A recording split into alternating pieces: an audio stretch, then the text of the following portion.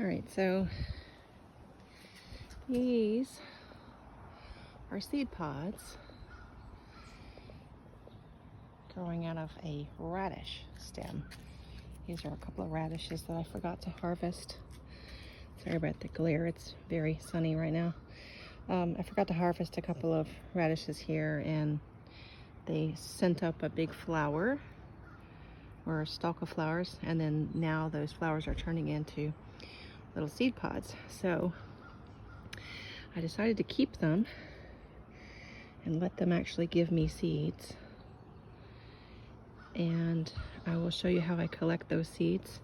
But basically, you're just going to let the flower and the seed pod dry on the plant and then collect them.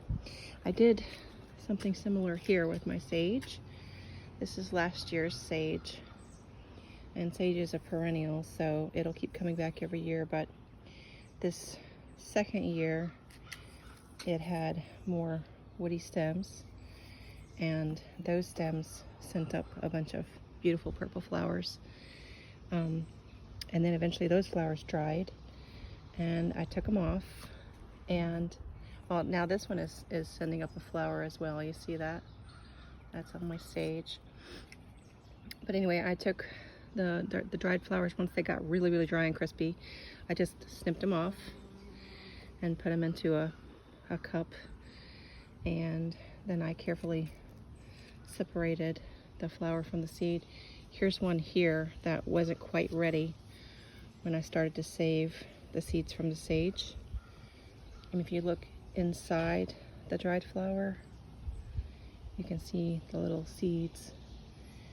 They are a black round ball. And since I recognized what the seed looked like from when I planted the seed, I was able to easily save them. But basically, when you shake the dried flowers and try to crumble them up, you'll see the seeds fall out. And the sage seeds are kind of heavier than the dried flower, so it makes it easier to see what you're doing there. This is cinnamon basil, and it really doesn't have a very strong cinnamon smell to it when it's growing. Excuse me, when it's growing. But I had a feeling that the flowers would smell more cinnamony than the actual leaves.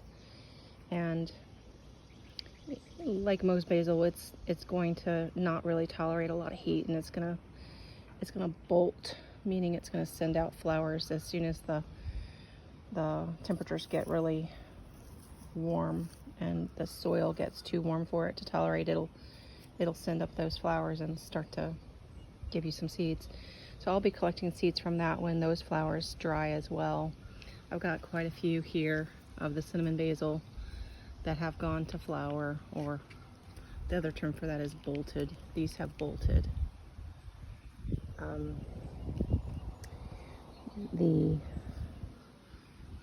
I do have a variety of basil in my garden that doesn't bolt, but it's not here on this tower. This is a green stalk garden tower. I just had a bunch of random stuff thrown in there. Some carrots, some radish, some nasturtium flowers. These are Gaillardia.